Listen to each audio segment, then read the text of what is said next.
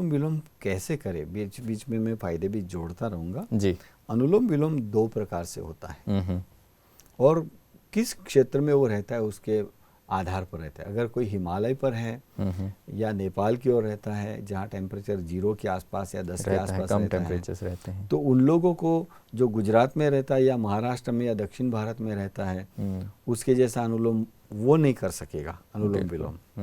दक्षिण में जो करता है या देश के हिमालय को छोड़कर के इतर हिस्से में जो प्राणायाम करते हैं उससे पहाड़ी पर रहने वाला जो व्यक्ति, इवन आबू में भी जब ठंड के दिनों में टेम्परेचर 0 के आसपास होता है या 10 के आसपास होता है, 10 से नीचे जब होता है, तब ये सूर्य नाड़ी वाला अनुलोम विलोम नहीं करेंगे। आप प्रैक्टिकल करके देख ही लो, मेरी किसी भी बात को सच नहीं मानने की, जब आप अनुभव करेंगे तब आपको मालूम पड़ेगा। तब क्या है कि अनुलोम विलोम में एक विशिष्ट ऐसी मुद्रा बना लें। ये जो 2 उंगलियां है, ये तर्जनी और मध्यमिका, उसको अंगुष्ठ के नीचे वाला जो पहाड़ है इसके ऊपर इस प्रकार से चिपका दे, ऐसे ये दोनों उंगलियां ऐसे चिपका दे और फिर ये 2 उंगलियां है कनिष्ठा और अनामिका, उसको इस प्रकार से नाक से पकड़ ले, नाक इन उंगलियों से ऐसे पकड़ ले। फिर लेफ्ट हैंड से ज्ञान मुद्रा या वायु मुद्रा करेंगे और राइट हैंड के अंगुष्ठ से राइट नासिका को बंद करके लेफ्ट से गहरी सांसें लेंगे। लेफ्ट को बंद करेंगे, राइट से प्रश्वास, जहां से प्रश्वास किया वहां से फिर से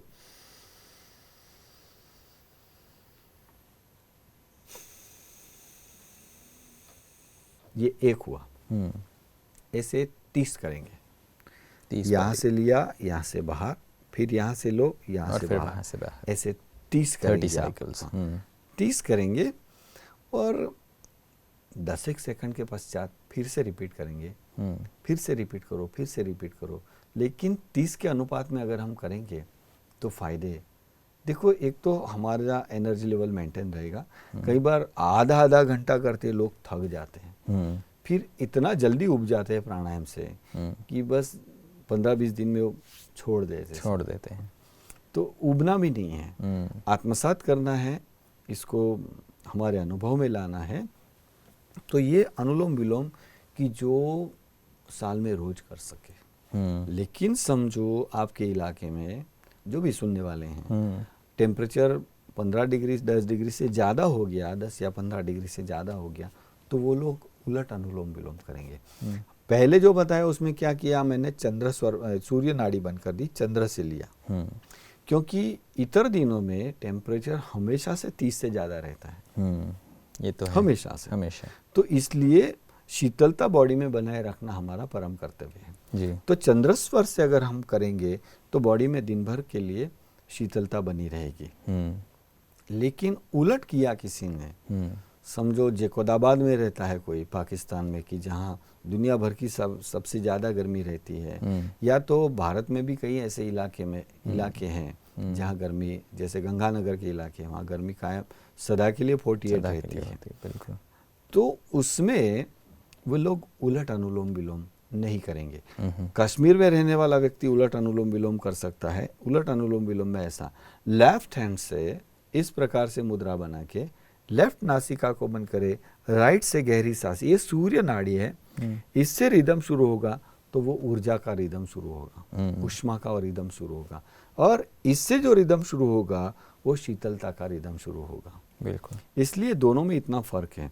तो बॉडी में गर्मी में या ठंडी में शरीर को अनुकूल बनाए रखने में जो भी हमारा साथ देगा वो अनुलोम विलोम और उलट अनुलोम विलोम। इसलिए लेफ्ट हैंड से लेफ्ट नासिका बंद करके राइट से गहरी सांस,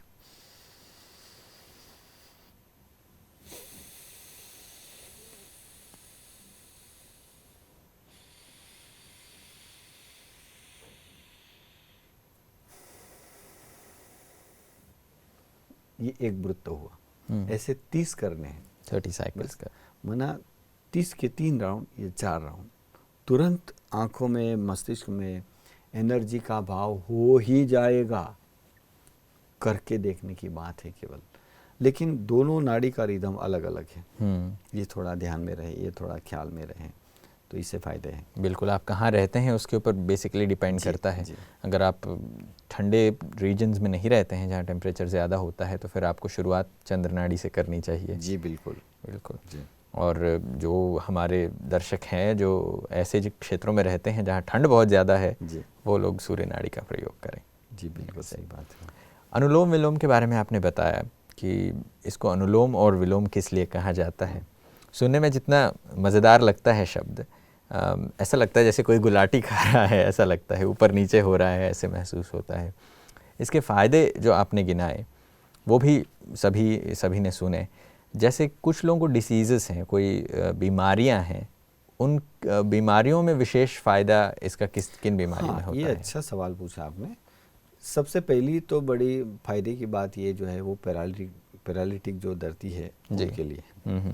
फिर जो ब्लड प्रेशर के मरीज है उनका ब्लड प्रेशर आसानी से बिल्कुल शांत हो सकता है। सिवाय कि एक बात मैं ऐड कर दूं कि अचानक समझो किसी का ब्लड प्रेशर बढ़ गया, यहाँ ही समझो स्टूडियो में कोई काम कर रहा है और अचानक ब्लड प्रेशर बढ़ गया, तो हम डॉक्टर को बुलाने में जो समय व्यतीत करते हैं, डॉक्टर फ़ोन लेगा आएगा, तब तक इसको कुछ भी नुकसान हो सकता है।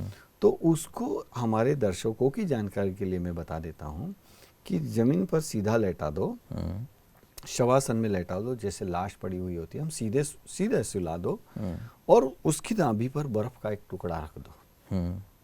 तो जो पक्षाघात का घातक नुकसान उसको होने वाला है, तुरंत ही ब्लड प्रेशर नॉर्मल हो जाए। बर्फ़ का टुकड़ा यहाँ रख दो या तो पानी की शीत धारा कर दो अगर बर्फ़ ना मिले तो ये उसको नुकसानी से बचाने का ये प्रारंभिक तरीका है। ये बेसिक है। हाँ, तो ये एक बात हुई। दूसरे जो फायदे हैं, एक तो आंखों की रोशनी जोरदार हो जाएगी, भगवत्ता का भाव मन में प्रचुर हो जाएगा। परमात्मा की ओर की हमारी जो यात्रा है, भले हम कितने भी छोटे हो, लेकिन प्रभु की ओर की हमारी जो यात्रा है, मरने की यात्रा नहीं, लेकिन उसको पाने की जो यात्रा है वो तीव्रतम हो जाएगी। बड़ी उम्र में जैसे अभी समझो कोई 80-85 साल का है तो मन में वो ख्याल बना के रखता है कि अब मैं 2-5 साल का ही मेहमान हूँ, ऐसा मन में मान अक्सर ऐसा लोग चलते हैं। तो ऐसा मानने की जरूरत नहीं है। अनुलोम विलोम से आयुष्य लंबा हो जाता है, बल्कि शक्तिशाली हो जाता है। अगले जन्म के लिए अभी से कुछ सोचना है हमें, तो तैयारी तो इसी जन्म से करनी पड़ेगी, तो उसमें पॉजिटिवनेस आती है। समझो अगर मैं मेरी बात करूं तो मृत्यु का तो कोई भरोसा नहीं है, कभी भी मृत्यु आ सकती है जी। लेकिन अगले जन्म में मुझे जो बनना है, मेरी जो ख्वाहिश है, वो अभी से मैंने परमात्मा के रजिस्टर में लिखवा दिया कि प्रभु मुझे यही बनना है और उसके लिए अभी से मैं पुरुषार्थ कर रहा हूँ। तो ये इसलिए होता है कि मैं अनुलोम विलोम करता हूँ तो मेरे सबकॉन्शियस माइंड में वो इतनी ऊर्जा रहती है, इतना पावर रहता है। इसलिए जो भी अनुलोम विलोम करेगा उसका सबकॉन्शियस माइंड पावरफुल रहेगा, उसको एक हिम्मत अंदर से, उसकी जो एड्रिनल ग्रंथि है वो उसको हिम्मत बस देती ही रहेगी। एक प्रचंड भरोसा उसके अंदर पैदा हो जाता है, एक सामर्थ्यवान व्यक्तित्व का जन्म होता है, कमजोर मन में एक मजबूत व्यक्ति पैदा हो जाता है। तो अनुलोम विलोम की ये शक्ति है, ताकत है। बिल्कुल। तो अनुलोम विलोम के बारे में आपने बहुत ही अच्छी सी बातें बताई और इसके क्या फ़ायदे हैं ये भी गिनाए, और दोनों तरफ से जो अनुलोम विलोम कैसे किया जाता है वो आपने सिखाया भी, और लोगों ने प्रैक्टिकल डेमोन्स्ट्रेशन भी किया घर पे आपके साथ साथ ही। और हालांकि इसे मैं नहीं कर पाया हूँ, और मैं आज जब घर जाने की तैयारी में हूँ अभी, तो मैं यही करने वाला हूँ घर जाके। तो आज आपने बहुत ही अच्छी सी बात सिखाई प्राणायाम के इस फेमस से वैरायटी के बारे में, जो बहुत सारे लोग सुने हैं, जानते भी हैं इसके बारे में, और बहुत सारे लोग कोशिश करते हैं करने की। उनको भी इतनी विस्तृत आपने जानकारी दी है, और मुझे ऐसा अवश्य लगता है कि इसका फ़ायदा वो ज़रूर ले रहे होंगे। अनुलोम विलोम का हम हमारे दर्शकों को भी फ़ायदा कराएंगे, उसको प्रैक्टिकल कराएंगे उनको। जी। तो खैर, अभी तो आपने जितनी जानकारी दी है उसके लिए मैं आपका बहुत आभार प्रकट करता हूँ, और ऐसी भी आशा करता ही हूँ कि जो हमारे दर्शक हैं, जो अपने घर बैठे देख रहे हैं, सुन रहे हैं, उन सभी को भी इस चीज़ का लाभ तो बैठे बैठे ले ही रहे होंगे। तो आज के लिए हम इस टॉपिक को यहाँ क्लोज़ करते हैं, और फिर अगले एपिसोड में दोबारा आपसे इसी विषय पर चर्चा करेंगे। ठीक है, तो मैं आप सभी की तरफ से धन्यवाद करता हूँ हमारे हरीश वैद्य जी का, जिन्होंने अनुलोम विलोम के बारे में इतनी अच्छी जानकारी हमको दी, प्राणायाम के एक दूसरे प्रकार के बारे में बताया, इससे क्या फ़ायदे होते हैं और सूर्य नाड़ी और चंद्र नाड़ी से कब अनुलोम विलोम किया जाना चाहिए ये भी हमको बताया। इतनी सारी जानकारियों के लिए मैं उनका तो धन्यवाद कर ही रहा हूँ, मगर आप सभी का भी धन्यवाद कर रहा हूँ कि आपने इतने पेशेंस के साथ इन सारी चीज़ों को सुना और अवश्य ही इसका आप लाभ ले रहे होंगे अपने घर में, ऐसा मैं मानता हूँ। अगली बार फिर मुलाकात होगी आप सब लोगों के साथ इसी कार्यक्रम में जिसका नाम है सीक्रेट। तब के लिए नमस्कार।